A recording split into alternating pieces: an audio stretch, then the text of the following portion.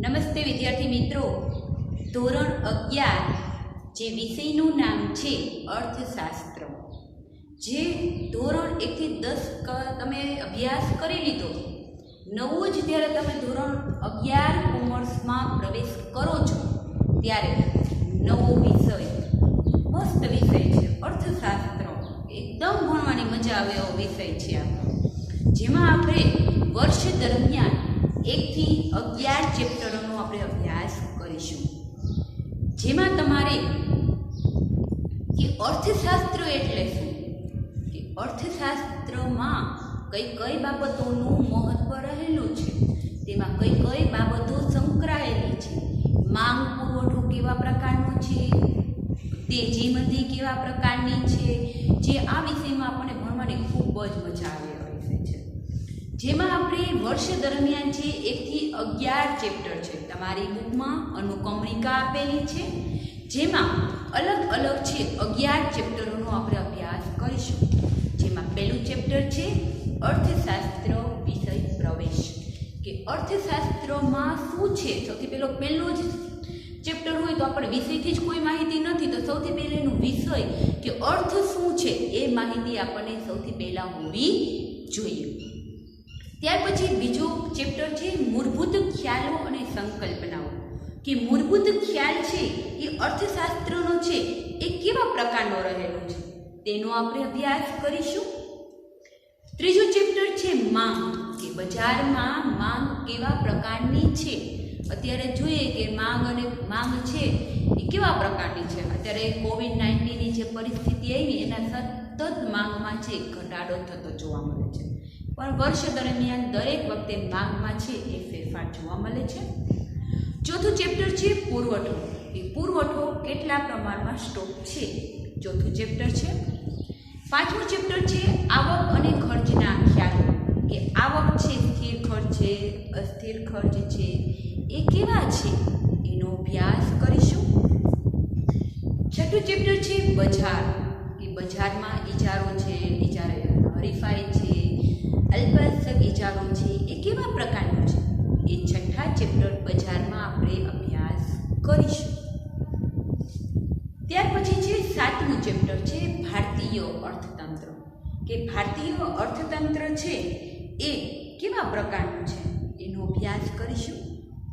ત્યાર પછી છે આર્થિક સુધારાઓ, કે ભારતમાં છે આપણે આર્થિક સુધારા કરવા છે તેની નીતિઓ કેવા પ્રકારની કરેલી છે, ઉદારીકરણ છે, ખાનગીકરણ છે, વૈશ્વિકીકરણ છે, એની નીતિઓ છે એ કેવા પ્રકારની રહેલી છે તેનો આપણે અભ્યાસ કરવાનો છે. ત્યાર પછી છે રાષ્ટ્રીય આવક, કે રાષ્ટ્રીય આવકનો દર કેવો છે, કે રાષ્ટ્રીય આવકમાં આખું ચક્ર નક્કી કરેલું, કે ચક્ર દ્વારા રાષ્ટ્રીય આવકમાં છે કેવો ફેરફાર થાય છે તેનો આપણે અભ્યાસ કરીશું. ત્યાર પછી 10મું ચેપ્ટર છે અંદાજપત્ર, કે જે આપણે દર વર્ષે ફેબ્રુઆરી મહિનો આવતા સરકાર દ્વારા, રાજ્ય સરકાર અને કેન્દ્ર સરકાર દ્વારા બજેટ રજૂ કરવામાં આવે છે, કે બજેટ છે કઈ વસ્તુના ભાવમાં વધારો થશે, કઈ વસ્તુના ભાવમાં ઘટાડો થશે, વર્ષ દરમિયાન છે કે બજારમાં કેવા પ્રકારની તેજી અને કેવા પ્રકારની મંદી આવશે તેનો અંદાજપત્ર દ્વારા આપણને ખ્યાલ આવી શકે છે. ત્યાર પછી છે 11મું ચેપ્ટર છે આર્થિક સુધારાઓ, કે બજારમાં આર્થિક સુધારાઓ છે અલગ અલગ વ્યક્તિઓએ, તત્વચિંતકો છે, ગાંધીજી છે, અલગ અલગ વ્યક્તિઓ છે એના આર્થિક વિચારો રજૂ કરેલા. કોઈ પણ વ્યક્તિ કોઈ પણ વસ્તુની ચર્ચા કરવી હોય તો 10 વ્યક્તિ કે 2 વ્યક્તિ બેઠી હોય તો બધાના મંતવ્ય કેવા હોય, અલગ અલગ હોય, કે ના આમ હોય. કોઈ પણ પોઈન્ટ આપણે લઈ લઈએ, કે આપણે કોઈ પણ દાખલા તરીકે શોપિંગ કરવા જવું છે તો પણ આપણે એમ કહીશું કે પહેલાં આ બજારમાં જવું, અને બીજો વ્યક્તિ એમ કહેશે ના પહેલાં આ બજારમાં જવું. એટલે કે આર્થિક વિચારો છે એ બધાના કેવા હોય છે, અલગ અલગ હોય છે. એટલે કે વર્ષ દરમિયાન છે અર્થશાસ્ત્ર, જેમાં તમારે ધોરણ 11 અને ધોરણ 12 બંનેમાં ફરજિયાત વિષય હોય છે. અને પ્લસ વિદ્યાર્થી મિત્રો, જ્યારે તમે કોલેજમાં BCom BAમાં આવો છો ત્યારે અર્થશાસ્ત્ર વિષય તમારે ભણવાનો હોય છે. વર્ષ દરમિયાન 11 ચેપ્ટરોનો અભ્યાસ કરીશું. જેમાં આજે આપણે પ્રથમ લેક્ચર, જેમાં આપણે વિષયની શરૂઆત કરીએ છીએ કે અર્થશાસ્ત્ર એટલે શું, અર્થશાસ્ત્રમાં કઈ બાબતો સંકળાયેલી છે, એનો વિષય પ્રવેશ શું છે, સૌથી પહેલાં તો આપણને ઘણા બધા પ્રશ્નો ઉદ્ભવે કે શું હશે આ વિષયમાં, કે આટલું આમ નવું ચેપ્ટર હોય, નવું કોઈ પણ દેશ હોય, પ્રદેશ હોય, નવી ભાષા હોય, તો આપણને થાય કે આ કેવું હશે. એમાં અર્થશાસ્ત્ર વિષય પ્રવેશ છે એ કેવા પ્રકારનું હશે, કે એમાં કઈ કઈ બાબતો એમાં સંકળાયેલી હશે. તો વિદ્યાર્થી મિત્રો, આ ચેપ્ટરમાં છે આપણે સૌથી પહેલાં અર્થશાસ્ત્ર એટલે શું. અર્થશાસ્ત્રમાં કઈ કઈ બાબતોનો સમાવેશ થાય છે તે બાબતોનો આપણે અભ્યાસ કરીશું. ત્યાર પછી છે અર્થશાસ્ત્રનું ભારતીય ચિંતન, કે અર્થશાસ્ત્રનો વિષય આપણે અર્થ જોઈ લીધો કે અર્થશાસ્ત્ર એટલે શું, એનું ભારતીય ચિંતન કે ભારતીયો જે તત્વચિંતકો છે એના મતે અર્થશાસ્ત્ર શું છે. દરેક વ્યક્તિએ વ્યાખ્યા બદલાશે કે અર્થશાસ્ત્ર એટલે શું. કોઈ એમ કહેશે કે માનવ જરૂરિયાત સંતોષવા માટે, કોઈ એમ કહેશે વૈકલ્પિક પેદાશો માટે, કોઈ એમ કહેશે અમર્યાદિત જરૂરિયાત સંતોષવા માટે. દરેક વ્યક્તિના મતે અર્થશાસ્ત્ર છે એ અલગ અલગ તત્વચિંતકોએ છે ભારતીય ચિંતને એની વ્યાખ્યા આપેલી હશે.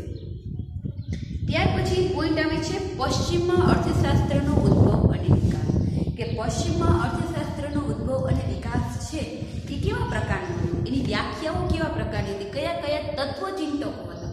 એમાં અલગ અલગ 4 વ્યક્તિઓનો આપણે અભ્યાસ કરવાનો છે. એડમ સ્મિથ છે, માર્શલ, સેમ્યુએલ્સન અને રોબિન્સ. એ અલગ અલગ છે એ પોતાના મતે અર્થશાસ્ત્ર એટલે શું તેની વ્યાખ્યા સમજાવવામાં આવી છે. ત્યાર પછીનો મુદ્દો આ ચેપ્ટરમાં આપણે અભ્યાસ કરવાનો છે કે આર્થિક પ્રવૃત્તિ એટલે શું અને બિનઆર્થિક પ્રવૃત્તિ એટલે શું. તો સૌથી પહેલાં આપણને પ્રશ્ન ઉઠ્યો કે આર્થિક પ્રવૃત્તિ એટલે કે જે કોઈ પણ પ્રવૃત્તિ નફાના હેતુથી કરવામાં આવતી હોય તેવી પ્રવૃત્તિને આપણે આર્થિક પ્રવૃત્તિ કહીશું. કે જેમાં કોઈ પણ વ્યક્તિ જ્યારે કોઈ પણ ફિલ્ડમાં કામ કરે છે અને એ સમય દે છે, એના બદલામાં શું મળશે? વળતર, વેતન, પગાર, દરમાહીઓ મળશે. આર્થિક હેતુ એની સાથે સંકળાયેલો હોય તેને આપણે શું કહીશું? આર્થિક પ્રવૃત્તિ. આર્થિક પ્રવૃત્તિ શું છે? ખેડૂત છે, અનાજનું ઉત્પાદન કરે એટલા બધા ઘઉં તો એને કાંઈ ઘરમાં જરૂરિયાત ન હોય, એ ઘઉં છે એ બજારમાં માર્કેટમાં જઈને વેચશે, તો એના બદલામાં એને શું મળશે? આર્થિક એટલે કે પૈસા મળશે, નફો મળશે. ત્યાર પછી બીજો પોઈન્ટ આવે છે બિનઆર્થિક પ્રવૃત્તિ, કે બિનઆર્થિક પ્રવૃત્તિ એટલે કે જેમાં કોઈ નફાનું તત્વ ન હોય. વિદ્યાર્થી મિત્રો, કે જેમાં છે પ્રેમ છે, દયા છે, લાગણી છે, એવા બધા તત્વો સંકળાયેલા હોય કે જેમાં કોઈ નફાનું તત્વ જોવામાં નથી આવતું, પણ આપણી વ્યક્તિ સાથે લાગણી બંધાયેલી છે. એ હેતુથી આપણે કાર્ય કરીએ છીએ, સામાજિક કાર્ય કરીએ છીએ, જેમાં પણ થાય કે કંઈ નહીં, સેવાનું કામ છે ને, આપણે એવું વિચારીએ કે માતા દ્વારા પોતાના બાળકોનો ઉછેર, જેમાં કોઈ નફાનું તત્વ રહેલું નથી. ત્યાર પછી જોઈએ એકમલક્ષી અર્થશાસ્ત્ર અને સમગ્રલક્ષી અર્થશાસ્ત્ર. વિદ્યાર્થી મિત્રો, અહીંયા તમને એકમલક્ષી અર્થશાસ્ત્ર અને સમગ્રલક્ષી અર્થશાસ્ત્ર છે તેનો તમને અર્થ પૂછાઈ શકે પરીક્ષામાં. ત્યાર પછી છે આર્થિક માહિતીની રજૂઆત, કે આર્થિક માહિતીની રજૂઆત કરવી છે એ કેવા કેવા પ્રકારની હોય, એની રજૂઆત કરવી છે તો કેવા કેવા મુદ્દાઓ દ્વારા એની રજૂઆત કરવી, એ મુદ્દો પણ મહત્વનો છે. ત્યાર પછી છે આંકડાકીય માહિતીનું મહત્વ. આંકડાકીય માહિતીનું મહત્વ છે કે આપણે શેના દ્વારા કરશું? તુલના કેના દ્વારા કરશું? આપણે નક્કી તો કરશું ને કે આંકડાકીય કોઈ પણ માહિતી છે એની રજૂઆત કરવી છે. સૌથી પહેલાં આપણે નક્કી કરશું આલેખ દ્વારા કરવી છે, ચાર્ટ દ્વારા કરવી છે, શેના દ્વારા કરવી છે? પ્રેઝન્ટેશન દ્વારા કરવી છે, શેના દ્વારા? આંકડાકીય માહિતીની રજૂઆત, કે તુલનાત્મક એની રજૂઆત કરવી છે તો કેવી રીતે કરશું? એ મુદ્દો પણ આમાં સંકળાયેલો છે. ત્યાર પછીનો મુદ્દો આપણે આ મુદ્દા ચેપ્ટરમાં સમજવાનો છે કે આંકડાકીય માહિતીની આકૃતિ કે આલેખમાં રજૂઆત કરતી વખતે કઈ કઈ બાબતો ધ્યાનમાં રાખવી જોઈએ. કે આકૃતિ અને આલેખ રજૂ કર્યો તો આકૃતિ અને આલેખ રજૂ કરશું તો એમને તો કાંઈ રજૂઆત નહીં થાય. એના પાછા 3 પ્રકાર છે કે સ્તંભ આકૃતિ દ્વારા, પાસેની આકૃતિ દ્વારા અને વર્તુળ આકૃતિ દ્વારા. કે સ્તંભ આકૃતિ એટલે શું? કોઈ પણ એક જ માહિતી આપેલી હશે, કોઈ પણ વિદ્યાર્થીનું નામ અને વિષયના માટે એક જ પણ માહિતી આપેલી હશે. પાસેની એટલે શું? જેમાં 2 પ્રકારની માહિતી એકબીજા સાથે પરસ્પર જોડાયેલી હોય, 2 વિષયની માહિતી આપેલી હોય. અને વર્તુળ આકૃતિ જેમાં વર્તુળ દોરવાનું હોય અને તેમાં અલગ અલગ કૃષિ છે, અલગ અલગ માહિતી આપેલી હોય, એ વર્તુળ દ્વારા એની રજૂઆત કરવાની હોય છે.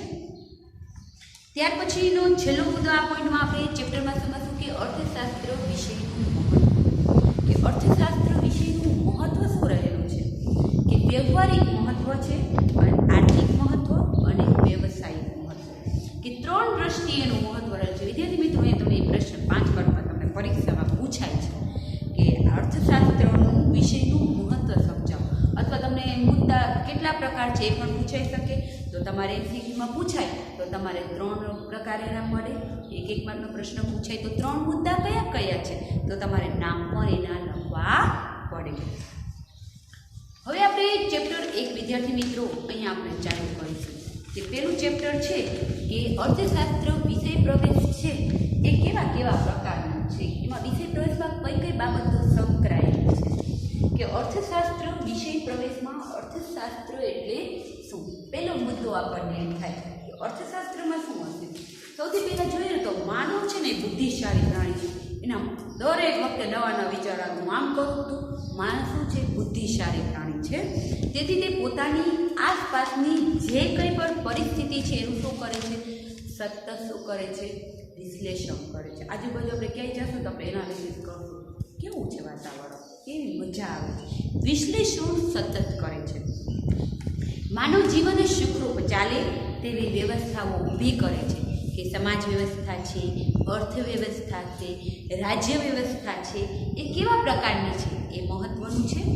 તેવી વ્યવસ્થા, તેવા પ્રશ્નો અને સમસ્યાઓના ઉકેલ માટે માણસે વિવિધ શાસ્ત્રોની રચના કરવી પડે છે. અલગ અલગ છે, સમાજ વ્યવસ્થા છે, રાજ્ય વ્યવસ્થા છે, એ કેવા પ્રકારની છે એના પણ નિયમો નક્કી કરેલા હશે. એનું પણ કેવા પ્રકારનું કાર્ય કરવું, કેવી રીતે એની રચના કરવી એ પણ નક્કી કરવામાં આવે છે. આદિયુગમાં માણસ કેટલાક પ્રશ્નો, સમસ્યાઓના ઉકેલ લડાઈ કે યુદ્ધ દ્વારા લાવતો પણ સમજણના વિકાસ સાથે સમસ્યાઓનો ઉકેલ શાસ્ત્રો દ્વારા, બુદ્ધિપૂર્વકની ગણતરીઓ દ્વારા લાવતો હોય છે. માનવીની આર્થિક સમસ્યાઓના ઉકેલ માટે આર્થિક વર્તનનો અભ્યાસ કરવામાં આવે છે, કે એના માટે બુદ્ધિપૂર્વક નિર્ણયો લેવામાં આવે છે. હવે જોઈએ કે અર્થશાસ્ત્ર વિષયનો અર્થ. અર્થશાસ્ત્ર વિષયનો અર્થ શું છે. અર્થશાસ્ત્રનો અર્થ આપણે કહીએ તો કેવી રીતે કહી શકાય કે અર્થશાસ્ત્ર એટલે શું. આપણે સામાન્ય ભાષામાં કહીએ તો અર્થશાસ્ત્ર એટલે કે અર્થને લગતું શાસ્ત્ર, કે જેમાં કોઈ અર્થ સંકળાયેલો હોય, અર્થ સાથે એની બાબતો જોડાયેલી હોય. સંસ્કૃત શબ્દ પરથી ઉતરી આવેલું છે. એ વિદ્યાર્થી મિત્રો એ 1 માર્કના પ્રશ્નમાં પૂછાઈ શકે કે સંસ્કૃત ભાષામાં તેનો અર્થ શું થાય. તેનો ઉદ્દેશ શું થાય, ઉદ્દેશ્ય. ઉદ્દેશ્ય એટલે કે કશું મેળવવું. વિદ્યાર્થી મિત્રો આપણે સ્કૂલમાં જઈએ છીએ અથવા રમતગમતમાં જઈએ છીએ કે ફિલ્મ જોઈએ, આપણે કંઈક ફિલ્મ જોઈએ છીએ તો પણ આપણને 3 કલાકનું મૂવી જોશું તેમાંય પણ કાંઈક શીખવા મળશે. એટલે કે કશું મેળવવાની અપેક્ષા, કશું મેળવવું. અને આધુનિક અર્થ સાથે વધારે શું હોય, સુસંગત હોય. અર્થશાસ્ત્ર એટલે શું, અર્થશાસ્ત્ર સાથે સંકળાયેલું હોય, જેમાં એનો હેતુ શું છે, કશું મેળવવું. કોઈ પણ વ્યક્તિ જ્યારે કોઈ પણ ફિલ્ડમાં કામ કરે છે, અભિનેત્રી હોય, વકીલ હોય, ડૉક્ટર હોય, કે પોતાની સેવા આપે છે, એના બદલામાં શું મેળવે છે, નફો મેળવે છે, આર્થિક વળતર, કશું મેળવવું છે, જ્ઞાન પ્રાપ્ત કરે છે. એટલે કે અર્થશાસ્ત્ર કશું મેળવવું એનો અર્થ એવો થાય છે.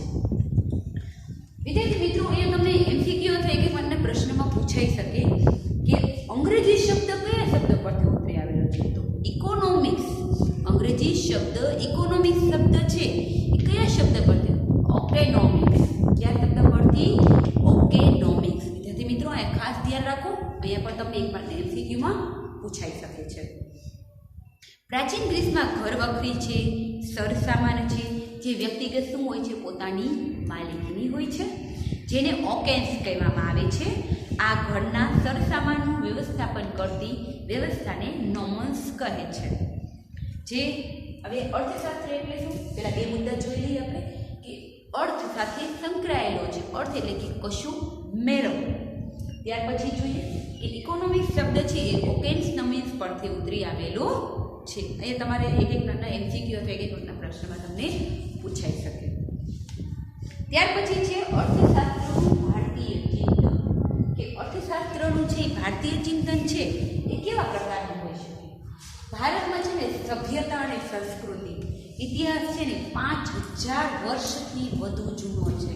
કેટલા વર્ષ છે વિદ્યાર્થી મિત્રો, પ્રશ્નમાં એમસીક્યુમાં પૂછાઈ શકે. કે ભારતીય અર્થતંત્રનું ચિંતન ઇતિહાસથી 5000 વર્ષ એના કરતાં પણ જૂનો છે, જેમાં સભ્યતા અને સંસ્કૃતિ, ભારતીય તત્વચિંતનનો અભ્યાસ અને માર્ગદર્શન એમાં જોવા મળે છે, જેમાં 4 બાબતો અહીંયા સંકળાયેલી છે: ધર્મ, અર્થ, મોક્ષ અને કામ. અહીંયા વિદ્યાર્થી મિત્રો તમને પ્રશ્નમાં પૂછાઈ શકે કે 4 પુરુષાર્થ છે અર્થશાસ્ત્રનું ભારતીય ચિંતન છે, એ 4 એમાં કયા શબ્દ છે? ધર્મ, અર્થ, કામ અને મોક્ષ. માણસે કરવાના હોય છે. માનવ જીવનમાં આ 4 મુખ્ય ઉદ્દેશ્ય છે. તેમાંથી અર્થ માટે કરવામાં આવતી પ્રવૃત્તિને શું કહેવામાં આવે છે? અર્થશાસ્ત્ર. 4 મુદ્દા જોયા હતા: ધર્મ, અર્થ, મોક્ષ અને કામ. જેમાં અર્થ માટે જે કોઈ પણ પ્રવૃત્તિ જોડાયેલી છે તેને શું કહેવામાં આવે છે? અર્થશાસ્ત્ર. ત્યાર પછી જોઈએ કે કશુંક મેળવવાની અપેક્ષા સાથે પ્રવૃત્તિને અર્થપૂર્ણ પ્રવૃત્તિ કહે છે. જીવન નિર્વાહ છે. ભૌતિક સુખ સગવડની પ્રાપ્તિ માટે આવક મેળવવી એ પ્રથમ કાર્ય છે. કોઈ પણ ફિલ્ડમાં કોઈ પણ વ્યક્તિ જ્યારે કાર્ય કરે છે જે સાથે સંકળાયેલું હોય તો કશુંક મેળવવાની અપેક્ષા એ કાર્ય કરશે. અને આશરે 2500 વર્ષ પહેલાં અર્થશાસ્ત્ર નામના પોતાના પુસ્તકમાં કૌટિલ્યએ, જેમનું બીજું નામ શું છે? ચાણક્ય. વિદ્યાર્થી મિત્રો, અહીંયા પણ તમને એમસીક્યુમાં પૂછાઈ શકે કે કૌટિલ્યનું નામ શું છે? ચાણક્ય. તેમણે માનવીની આર્થિક પ્રવૃત્તિ માટેનું ચિંતન રજૂ કરેલું છે, જેના અર્થ કૌટિલ્યના મતે શું કહે છે અર્થશાસ્ત્ર? કે મનુષ્યની વૃત્તિનો અર્થ છે કે મનુષ્યના વસવાટવાળી ભૂમિ એટલે કે જમીનનો અર્થ છે, તેવી પૃથ્વીના લાભ પાલનના ઉપાયો દર્શાવતું શાસ્ત્ર એટલે કે અર્થશાસ્ત્ર. કૌટિલ્ય એમ કહે છે કે ભૂમિ ઉપર જે માણસ વસવાટ કરે છે તેને આપણે અર્થશાસ્ત્ર કહીએ. દરેક કીધું ને કે કોઈ પણ ચર્ચા કરીએ, 5 વ્યક્તિ ફેમિલી મેમ્બરમાં બેઠી હોય ને, એક મુદ્દો હોય તો એમ કહે છે કે બધાના વિચારો છે એ કેવા હશે? અલગ અલગ પ્રકાર. તો કૌટિલ્ય શું કહે છે કે મનુષ્યની વૃત્તિનો અર્થ થાય છે કે મનુષ્યના વસવાટવાળી ભૂમિનો અર્થ એવો થાય છે કે પૃથ્વીના લાભ પાલનના ઉપાયો દર્શાવતું શાસ્ત્ર. કે પૃથ્વી ઉપર જે કોઈ પણ વ્યક્તિ વસવાટ કરે છે અને એને લાભ, જે વ્યવસ્થિત જીવન જરૂરિયાતોની વસ્તુઓ સંતોષી શકે, એનો હેતુ જોડાયેલો છે. ચાણક્યના અર્થશાસ્ત્રમાં મોટા ભાગે જાહેર અને સામૂહિક વર્તનવાળી આર્થિક પ્રવૃત્તિ શું હોય છે? કેન્દ્ર સ્થાને સંકળાયેલી હોય છે. આ બધા મુદ્દામાં સૌથી પહેલા કોઈ પણ પ્રવૃત્તિ હશે આર્થિક હેતુ હશે, આર્થિક બાબતો સંકળાયેલી હશે. ખાસ તો રાજાશાહી, રાજ્ય વ્યવસ્થા અને કૃષિ પ્રધાન અર્થવ્યવસ્થાને ધ્યાનમાં રાખીને આર્થિક બાબતોનું માર્ગદર્શન કૌટિલ્યએ રજૂ કરેલું છે. એમ પૂછાય કે આ રાજ્ય વ્યવસ્થા છે, કૃષિ પ્રધાન છે, રાજાશાહી છે, વ્યવસ્થા કોને રજૂ કરેલી? તો જવાબ શું આવે? કૌટિલ્ય. ત્યાર પછી છે પશ્ચિમના અર્થશાસ્ત્રનો ઉદ્ભવ અને વિકાસ. કે પશ્ચિમના દેશો છે, પશ્ચિમમાં છે અર્થશાસ્ત્રનો છે ઉદ્ભવ અને વિકાસ છે એ કેવી રીતે થયું હતું એ પણ તમને પૂછાઈ શકે. તત્વચિંતક એરિસ્ટોટલ. જો વિદ્યાર્થી મિત્રો અહીંયાથી અલગ અલગ અર્થશાસ્ત્રીઓના નામ આવશે, તમારે યાદ રાખો. પહેલો કયો આવ્યો? કૌટિલ્ય. બીજો કયો આવે છે? એરિસ્ટોટલ. તત્વચિંતક એરિસ્ટોટલે ઓકેનોમિક્સ નામના પુસ્તક લખેલું આર્થિક ચિંતન રજૂ કરેલું છે. ઔદ્યોગિક ક્રાંતિ બાદ જેમાં ઉદ્યોગ ક્ષેત્રે સૂક્ષ્મ શ્રમ વિભાજન થયું, જેમાં કોઈ એક કામ કોઈ એક વ્યક્તિ દ્વારા થાય તેમાં કુશળતા મેળવે, કે કોઈ પણ એક કામ સોંપવામાં આવે એક જ વ્યક્તિ દ્વારા કરવામાં અને એ વ્યક્તિ એમાં સર્વગુણ કશું વધારે ને વધારે શીખવાનો પ્રયત્ન કરે. આ જ્ઞાનના ક્ષેત્રોમાં અભ્યાસ અને સંશોધનમાં વિશિષ્ટીકરણ થયું. એમાં કંઈ પણ ફેરફાર કરવો છે તો કેવી રીતે કરવો? ભૌતિક વિજ્ઞાનોની જેમ સમાજ વિજ્ઞાનનો, માનવ વર્તનનો અભ્યાસ કરતા શાસ્ત્રોમાં વિશિષ્ટીકરણ થયું. પ્રયોગ અને ચકાસણી આધારિત વૈજ્ઞાનિક પદ્ધતિની અભ્યાસ શરૂ થયો. અત્યાર સુધી માનવીના આર્થિક વર્તનોનો રાજ્યશાસ્ત્ર, નીતિશાસ્ત્ર, તત્વચિંતનના ભાગરૂપે અભ્યાસ થયો હતો. સ્વતંત્ર વિષય તરીકે અભ્યાસ થયો. અલગ વિષયનું નામ જ આપી દીધું. શું આપી દીધું? અર્થશાસ્ત્ર. ઔદ્યોગિક ક્રાંતિને કારણે મોટા યંત્રો, મોટા પાયે ઉત્પાદન, આર્થિક સત્તાનું કેન્દ્રીકરણ અને જંગી મૂડીરોકાણના પરિણામે એક નવી જ આર્થિક સામાજિક વ્યવસ્થા ઊભી થઈ કે આધુનિક મોટા યંત્રો ખરીદવા છે, નવી ટેકનોલોજી વસાવી છે, એમાં કોઈ પણ જાતના ફેરફાર કરવા છે, એના માટેનો અભ્યાસ થયો. કોઈ પણ દેશની આર્થિક સંપત્તિમાં વધારો થવાના કારણો શું હોઈ શકે કે આર્થિક સંપત્તિ છે એમાં વધારો કર્યો છે, એમાં કયા કયા કારણો હોઈ શકે? આ પ્રશ્ન ઊંડા ચિંતન બાદ ઈસવીસન 1776માં એડમ સ્મિથે અર્થશાસ્ત્રના સ્વતંત્ર ચિંતન નામનું પુસ્તક રજૂ કર્યું. વિદ્યાર્થી મિત્રો, અહીંયા પૂછાશે 1776માં જે પુસ્તકની રજૂઆત કરી તો કયા અર્થશાસ્ત્રી કરી હતી? Adam Smith. ઓકે, યાદ રાખવાનું રહેશે. ત્યાર પછી કહે છે વેલ્થ ઓફ નેશન્સ તરીકે પ્રખ્યાત થયું. આ પુસ્તકને લીધે અર્થશાસ્ત્રનો સ્વતંત્ર વૈજ્ઞાનિક ઢબે અભ્યાસ શરૂ કરવાનું બહુમાન કોને મળવામાં આવ્યું? એડમ સ્મિથે બહુમાન આપવામાં આવ્યું. એટલે એ અર્થશાસ્ત્રીનું નામ શું છે? Adam Smith. વિદ્યાર્થી મિત્રો, હવે અલગ અલગ વ્યાખ્યાઓ છે. પશ્ચિમના જે તત્વચિંતકો છે એની અલગ અલગ છે વ્યક્તિઓએ વ્યાખ્યા આપેલી છે કે એડમ સ્મિથ છે, રોબેન્સ છે, માર્શલ છે. અલગ અલગ વ્યક્તિઓએ છે પોતાના દ્રષ્ટિએ છે એ અલગ અલગ વ્યાખ્યાની છે રજૂઆત કરી છે કે અલગ અલગ વ્યક્તિઓની દ્રષ્ટિએ છે એ પોતાના મતેના વિચારો છે કેવા પ્રકારના હોઈ શકે. એમાં પહેલી વ્યાખ્યા અર્થશાસ્ત્રને કીધી છે કે એડમ સ્મિથ શું કહે છે કે અર્થશાસ્ત્ર એ કેવું શાસ્ત્ર છે? સંપત્તિનું શાસ્ત્ર છે. કેવું શાસ્ત્ર છે? સંપત્તિનું શાસ્ત્ર છે. અને તેઓ શું માને છે કે ઉત્પાદક શ્રમ દ્વારા ઉત્પન્ન થયેલા ભૌતિક સંપત્તિના ઉત્પાદન, વપરાશ અને વિનિમયના અભ્યાસ કરતું શાસ્ત્ર એટલે કે અર્થશાસ્ત્ર. એડમ સ્મિથ એમ કહે છે કે અર્થશાસ્ત્ર એ શું છે? સંપત્તિનું શાસ્ત્ર. કે સંપત્તિ કેટલા પ્રકારના છે? તેઓ માને છે કે ઉત્પાદક શ્રમ દ્વારા ઉત્પન્ન થયેલા, ઉત્પાદક કોઈ પણ ખેડૂત છે કેટલું પ્રમાણમાં ઉત્પાદન કરે છે?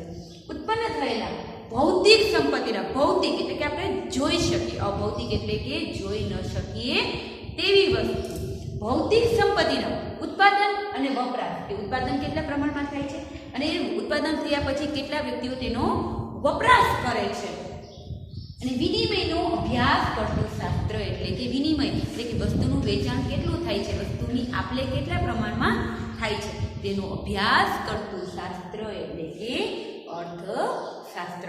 વિદ્યાર્થી મિત્રો, અહીંયા તમારે આ વ્યાખ્યા છે એ પાકી કરવાની છે. પરીક્ષામાં એક માર્કમાં અલગ અલગ વ્યાખ્યાઓ છે, એક માર્કમાં તમને પૂછાઈ શકે. પહેલી વ્યાખ્યા છે એડમ સ્મિથ, અર્થશાસ્ત્ર એ સંપત્તિનું શાસ્ત્ર છે. યાદ જ રાખતા જજો વિદ્યાર્થી મિત્રો. અર્થશાસ્ત્ર એ કેવું શાસ્ત્ર છે? વિદ્યાર્થી મિત્રો, અહીંયા એમસીક્યુ પણ નીકળી ગયો કે અર્થશાસ્ત્ર એ કેવું શાસ્ત્ર છે? તો શું આવે? સંપત્તિનું શાસ્ત્ર છે. તેઓ માને છે કે ઉત્પાદક શ્રમ દ્વારા, કે ઉત્પાદક કોઈ પણ વ્યક્તિ ઉત્પાદન કરે છે અને એના દ્વારા ઉત્પન્ન થયેલ ભૌતિક સંપત્તિના ઉત્પાદન, વપરાશ અને વિનિમયનો અભ્યાસ કરતું શાસ્ત્ર એટલે કે અર્થશાસ્ત્ર. પહેલી વ્યાખ્યા હતી. ત્યાર પછી જોઈએ વિદ્યાર્થી મિત્રો, બીજી વ્યાખ્યા કહે છે કે માર્શલના મતે વ્યાખ્યા શું કહે છે? માર્શલ છે અર્થશાસ્ત્રને કેવી રીતે પોતાના તત્વચિંતન છે અલગ અલગ વ્યાખ્યા આપેલી છે, એ કેવી રીતે અર્થશાસ્ત્ર એટલે શું? એ કહે છે કે અર્થશાસ્ત્ર માણસની રોજિંદી જિંદગીમાં કે રોજે રોજનો ઉપયોગ કરતો હોય એ આર્થિક વ્યવહારોનો અભ્યાસ કરે છે. ભૌતિક ચીજ વસ્તુઓના વપરાશની શું મેળવે છે? સુખાકારી. કે રોજે રોજ એ વસ્તુ જરૂરી હોય, આપણે જોઈએ કે દૂધ છે, શાકભાજી છે, એ રોજે રોજની વસ્તુ છે, એના વગર ચાલી શકે નહીં. કેમ? અર્થશાસ્ત્ર માણસની રોજિંદી જિંદગીના આર્થિક વ્યવહારોનું શું કરે છે? કે રોજિંદી એનો કેટલી વસ્તુ જોઈએ છે, કઈ વસ્તુ જરૂરિયાતો છે, એનું શું કરે છે? સતત એનો શું કરે છે? અભ્યાસ એટલે કે મૂલ્યાંકન કરે છે. અને જેમાં તે ભૌતિક ચીજ વસ્તુઓના વપરાશની શું કરે છે? સુખાકારી મેળવે છે. આપણે ઘરે ટીવી છે, ફ્રીજ છે, એસી છે, આપણે ભૌતિક સુખ મેળવીએ છીએ ને, એ ભૌતિક સુખ મેળવવા માટે માર્શલ એમ કહે છે કે અર્થશાસ્ત્ર માણસની રોજિંદી જિંદગીના આર્થિક વ્યવહારો જેમાં તે ભૌતિક ચીજ વસ્તુઓના વપરાશથી શું મેળવે છે? સુખાકારી, સુખ પ્રાપ્ત કરે છે. તો તે માર્શલે પોતાના મતે એવી વ્યાખ્યા કરે છે, જે કોઈ પણ ભૌતિક ચીજ વસ્તુઓ છે એનો શું મેળવે છે? આનંદ, સુખ મેળવે છે. ત્યાર પછી ત્રીજી વ્યાખ્યા છે રોબિન્સ. અલગ અલગ વ્યક્તિઓએ પોતાના અર્થશાસ્ત્રની વ્યાખ્યા પોતાના વિચારો દ્વારા છે રજૂઆત કરેલી છે. ત્રીજી વ્યાખ્યા કે છે રોબિન્સના મતે વ્યાખ્યા. રોબિન્સના મતે વ્યાખ્યા શું કહે છે કે કોઈ પણ શાસ્ત્રના અંતે, શું કીધું? કોઈ પણ શાસ્ત્રના અંતે માનવ જીવનના કોઈ મૂળભૂત પ્રશ્ન કે સમસ્યાઓનો ઉકેલ શોધવાનો પ્રયત્ન કરતું હોય છે. અને માનવ જીવનમાં આર્થિક બાજુએ અગત્યનો પ્રશ્ન એ છે કે વૈકલ્પિક ઉપયોગ દ્વારા મર્યાદિત સાધનોની અમર્યાદિત વસ્તુ સાથે મેળ કેવી રીતે બેસાડવો એ બાબતો સંકળાયેલી છે. શું કે છે રોબિન્સ? કે કોઈ પણ શાસ્ત્ર છે, માનવ જીવન છે, આપણે જોઈએ કે જે આખો દિવસ છે ને તો કોઈ પણ એવો દિવસ ન હોય કે જેમાં કોઈ સમસ્યા ન હોય. માનવ જીવન છે ને, આપણે નાના મોટા પ્રશ્નો હોય કે જે ક્યારેક આપણે પ્રસંગમાં જવું હોય તો પણ એમ થાય કે હું નહીં આવું, મારે બહાર જવાનું છે, મારે જોબ ચાલુ છે, ઘણા બધા પ્રશ્નો. કે કોઈ પણ શાસ્ત્ર અંતે તો માનવ જીવનના કોઈ મૂળભૂત પ્રશ્ન કે સમસ્યાઓનો ઉકેલ શોધવાનો શું કરે છે? પ્રયત્ન કરે. કે કયા પ્રકારનો પ્રશ્ન છે એનું શું કરશે? નિરાકરણ કરશે. એ પ્રયત્ન શોધવાનો પ્રયત્ન કરે છે. માનવ જીવનના આર્થિક બાજુ અગત્યનો પ્રશ્ન એ છે કે વૈકલ્પિક ઉપયોગ વાળા સાધનો અમર્યાદિત સાથે કેવી રીતે બેસાડવું.